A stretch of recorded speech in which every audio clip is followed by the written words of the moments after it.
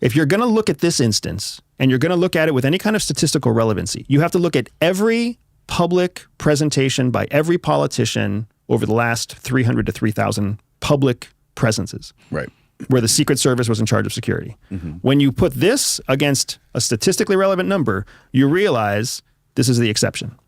That all those public appearances, all those speeches, all those presentations where there was no active danger, where there was no threat, where there was nothing that the American people knew about, that was the Secret Service doing a good job at the time. Whereas what happened in Butler, Pennsylvania is different. It's different because what people don't want to accept is that there's always gaps. Always.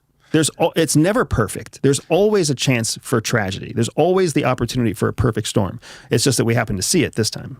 Is it always the case, though, in these situations where the actual counter sniper has a scope on the guy with a gun on the roof that's like 200 yards away? That's part of the bureaucracy. You got to ask this guy for permission to shoot, and then that guy has to ask the chief for permission to shoot, and by then, the sniper's already shot. Right. People don't like to accept it, but they have to accept it. That there is a process. There's a process. Because here's the thing. If the sniper on the roof were to have seen, who the fuck knows, a little old lady who's chasing her cat up a wall. If he blows the head off an 85-year-old lady who's chasing her cat, that's fucking a nightmare, right? And that's not something that that's, again, a demonstration of the incompetence of the Secret Service. So there's a process. Call something in, get something approved.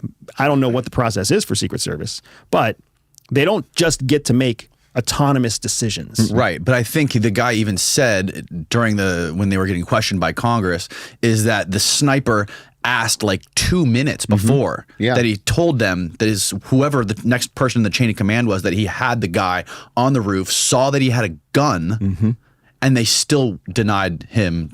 Like it's not like it was a guy on the roof eating cotton candy. Right. It was a guy on the roof with a rifle. The LA Times had a very interesting op-ed about this the day or 2 days after it happened. And they said, we've so convinced ourselves that the Secret Service is the Secret Service that we see in films. Right. Right? They're all supermen. They really are. And they're expert marksmen, and they're smart, and they're athletic, and they're out there just doing God's work. In fact, these are the guys that, went to Colombia with the president and all got prostitutes and then didn't pay them and got in trouble. And then one guy left his badge and his gun in the hotel room with the prostitute by accident. They're idiots. They have their heads up their asses, half of them. He said, these are the guys who, when Obama was president, a guy climbed over the White House fence, ran all the way to the door, to the front door of the White House, got inside the White House. Right. And it was a woman stopped. in there or something? He got halfway up the steps, into the residential quarters. So why wasn't he stopped? Because the guy in the booth thought that the guy at the fence was going to stop him. The guy at the fence missed him and said, well, the canine's going to get him. The canine guy didn't get him because he was on the phone with his girlfriend. And then the guy inside said, I don't want to get him because the dog is going to come and I don't want the dog to bite me. Shit happens. Shit happens. We're not bulletproof. Now that you realize, hopefully, now that the world is hopefully waking up, the world that listens to Danny Jones is hopefully waking up to the fact that there is not a promotional cycle of meritocracy inside. So good people don't go up the chain. Nope. Yes. And on top of that, you've got this inherent bureaucracy that makes every decision needs 3 other people to sign off on it. And the process that's in place, nobody wants to get caught, with their hands in the cookie jar or breaking the process or whatever else. So that slows everything down. So now you have a bit of a competency question with a guaranteed timeliness question.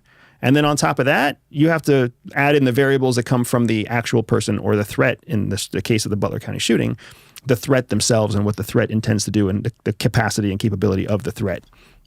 All of those things go into every situation, right?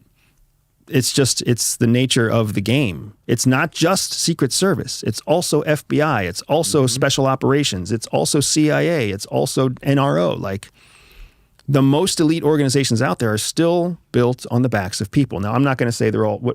You made a statement. I made a generalization that's probably not fair. That's harsh. So I'm not going to say they've all got their heads up their ass or anything like that. They are hardworking people trying to do the right thing, but they also know that if they do the wrong bureaucratic thing, their career is over. Right. So fresh on me. Freedom.